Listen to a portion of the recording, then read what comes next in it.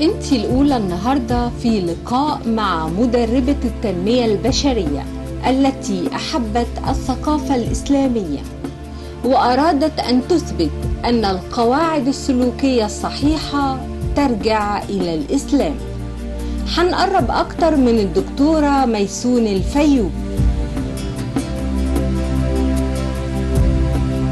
أنا دكتور ميسون الفيومي، خريجة آداب علم نفس. بعد كده عملت دبلوم عام، بعدين انتقلت للدبلوم الخاص، أخدت سنتين في سنة دراسية واحدة. بعدين عملت ماجستير ودكتوراه في أصول التربية.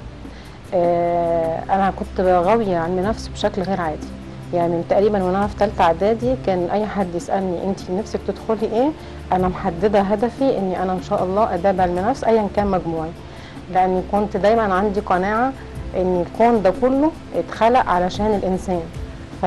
طب هي ايه نفس البشريه وايه مكوناتها وليه احنا بنختلف، ما احناش زي بعض، وليه السمات بتاعتنا شكلها ايه. فعلشان كده اصريت اني انا لازم ادخل اداب علم نفس، والحمد لله بفضل من رب العالمين. يعني كنت داخلاه عشق، يعني انا ماده او قسم انا عشقاه، فكنت بفضل من رب العالمين حباه جدا، والحمد لله يعني تفوقت فيه. بعد كده ابتديت اشتغل في اداره، فابتديت ادرس بعض كل ما يتعلق بالسلوك الانساني داخل المنظمات المختلفه. يعني ازاي برضو الشخصيه والدوافع والحوافز والقياده، وايه اسلوب القياده، وازاي نعمل تنميه للمجتمع عن طريق دراسه السلوك الانساني، لان الانسان هو اساس الكون، وهو اللي بيعمل اي تنميه موجوده في الحياه اساسها العنصر البشري. كمان من خلال الدراسه بتاعتي ان انا كنت بدرس علم الاتيكيت والبروتوكول. درست علوم القران 4 سنين، اتخرجت السنه اللي فاتت الحمد لله رب العالمين، جبت امتياز وكنت الخامسه على الدفعه. الدراسة دي زي ما استمتعت بدراسة علم النفس، أنا استمتعت جدا جدا بالأربع سنين اللي أنا كنت درست فيهم علوم القرآن، لأني تعرفت على مواد ودرست حاجات أنا ما كنتش متصورة إني ممكن في يوم من الأيام إني أشتري كتاب وأقراه. فالعلم ده مهم جدا إن الناس كلها بلا استثناء إنها تدرسه. في الدول الغربية بيقتصر دراسة علم الاتيكيت والبروتوكول على صفوة المجتمع. اما في الدول الاسلاميه فمجرد ما نقول ان احنا مسلمين يبقى اوتوماتيك لازم يكون ان احنا ملمين بقواعد الاتيكيت والبروتوكول اللي الغرب بيتغنى بيها. ابتديت اكتشف ان كافه القواعد في الاتيكيت والبروتوكول اساسها اسلامي. يعني على سبيل المثال كان دور مثلا ابو بكر الصديق هو نفس دور اداره المراسم في وزاره الخارجيه عندنا، كان هو اللي ينظم الاجتماعات والمقابلات اللي جايه للرسول عليه الصلاه والسلام، ويحدد المده اللي الوفد هيقعد مع الرسول عليه الصلاه والسلام قد ايه وكده. هو نفس الدور اللي بتقوم بيه الى حد ما وزاره المراسم بوزاره الخارجيه عندنا، بس مع تطور الحياه اكيد في حاجات عوامل ثانيه بتدخل.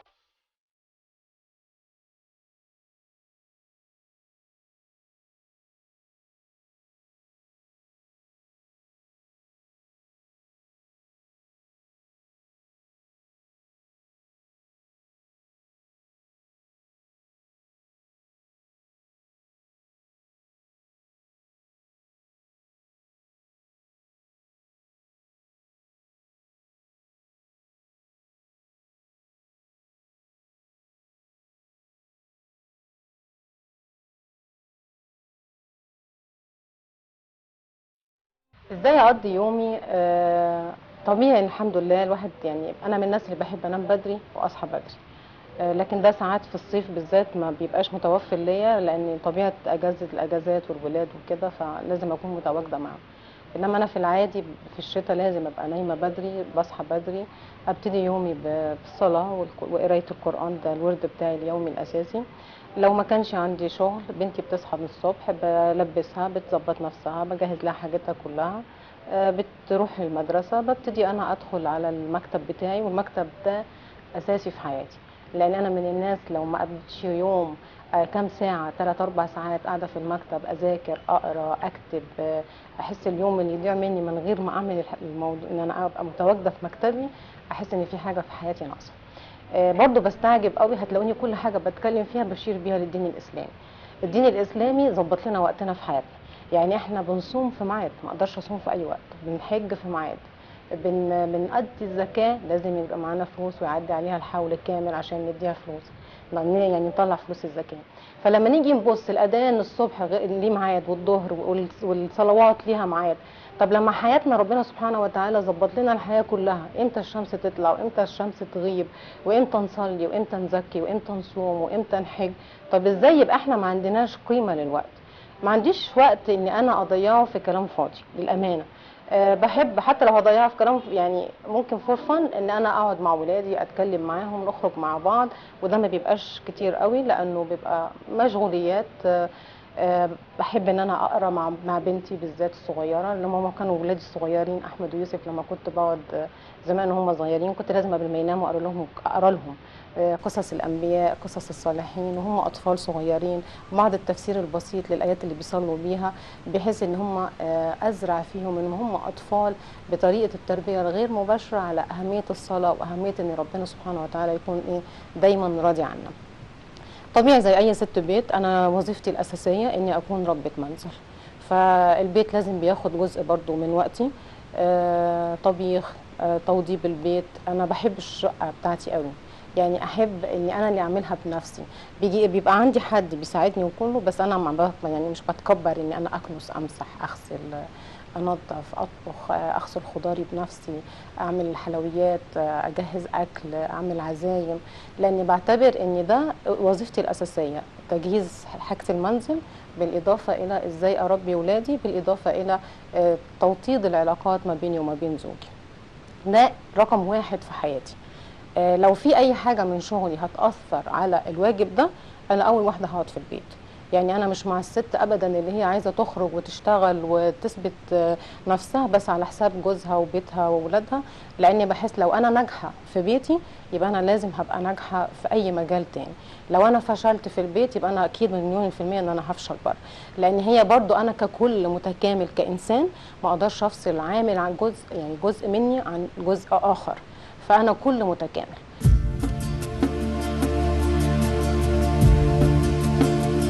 ترى الدكتورة ميسون الفيومي أن تأسيس جيل على قيم ومبادئ سليمة هو أساس بناء أي مجتمع، وهو ما حرصت عليه في تربية أبنائها.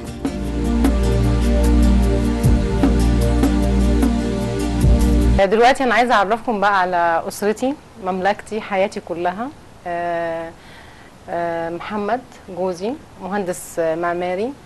طبعا دايما في مقولة بتتقال ان وراء كل رجل عظيم امرأة، لكن انا دايما بقول وراء كل امرأة عظيمة رجل اعظم، لاني انا لا يمكن انسى فضله عليا اثناء ما كنت بذاكر وبروح اعمل دبلوم عامة وخاصة وماجستير ودكتوراه، واروح السيمينار واروح مكاتب اجيب ما كانش بقى في نت زي دلوقتي قوي يعني، وكنت اروح اجيب الكتب والمراجع.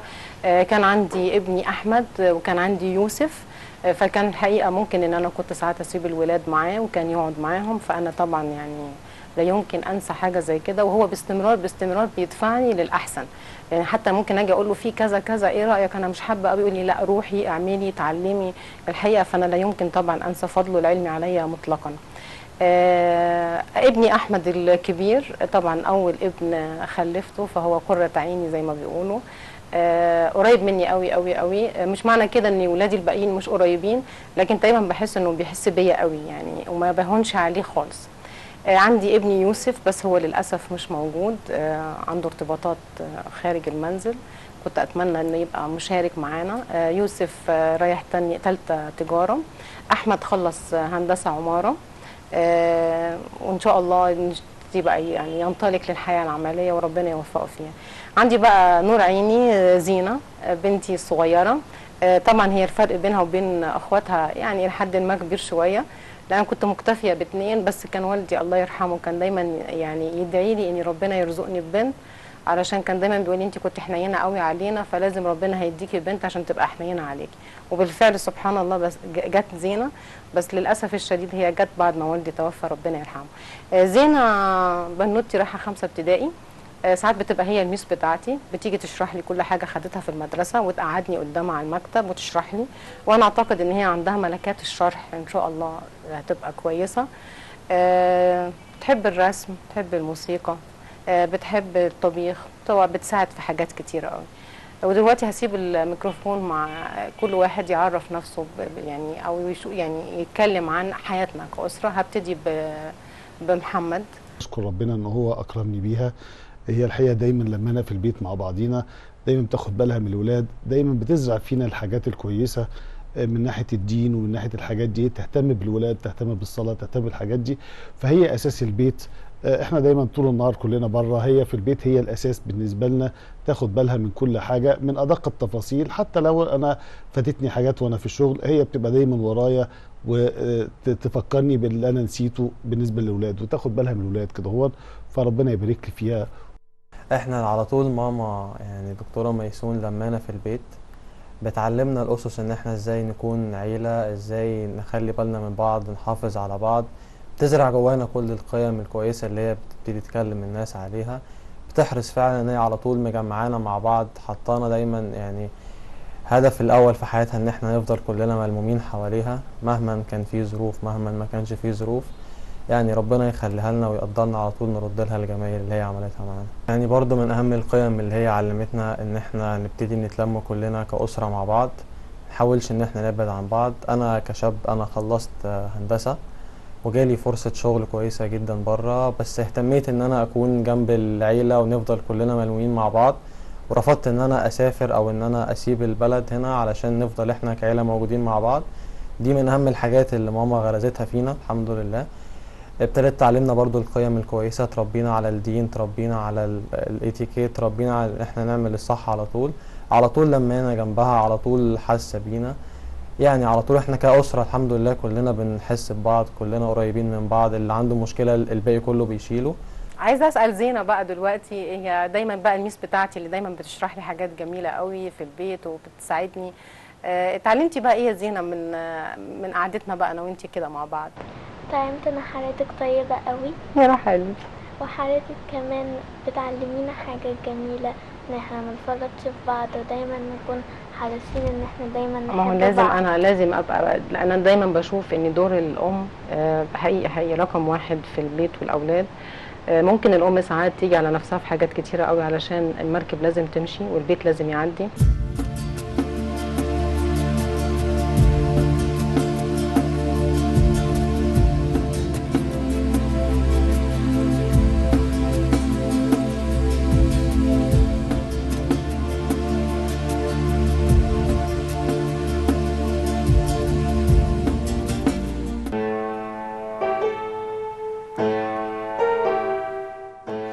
حب التعليم لدى الدكتورة ميسون الفيومي امتد لإتقان هواية عزف البيانو بدراسة هذا الفن ونيل الشهادات فيه.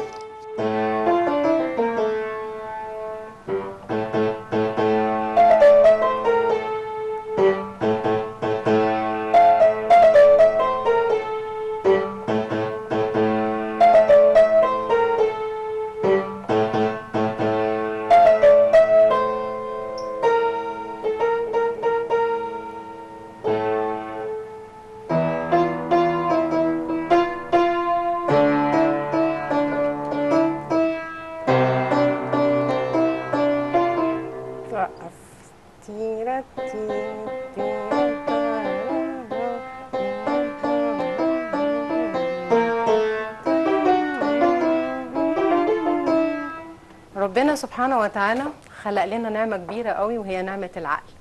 علشان عندنا عقل فعندنا ملكات كتيرة قوي. دايما في ناس تقول لك ايه، انا كان نفسي اتعلم موسيقى بس انا ما عنديش الموهبة. هل فعلا الحاجات دي موهبة ولا استعداد ولا ان انت ما جربتش؟ انا دايما بعتبر ان العقل البشري عبارة عن قصر كبير قوي مليان اوض، فانا ممكن ادخل في حياتي كلها من ساعة ما اتولد لحد ما اموت اوضتين بس. طب اخبار الاوض الباقية ايه؟ ماليش علاقة بيها. ففعلا جربنا نتعلم او ما نتعلمش. انا كنت بحب الموسيقى جدا وانا طفلة صغيرة، بس اتعلمت بعد ما اتجوزت.